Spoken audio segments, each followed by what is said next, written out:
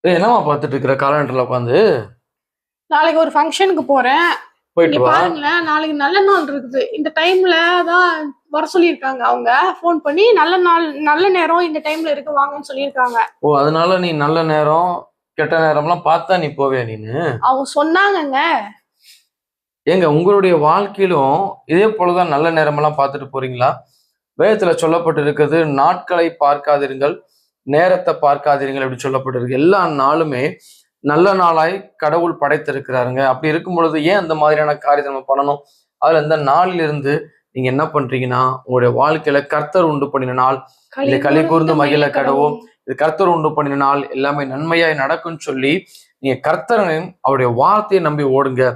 எல்லாமே நல்லதா நடக்குங்க. பயப்பட பயப்பட தான் ஏதாவது ஒரு ஆபத்து நடக்கும். நீங்க பயப்படாமல் இது கர்த்தர் உண்டு பண்ணினால் சந்தோஷமா இருங்க. எல்லாம் நன்மையாய் முடியும். கர்த்தர் உங்களை ஆசீர்வதிப்பாராக. God bless you.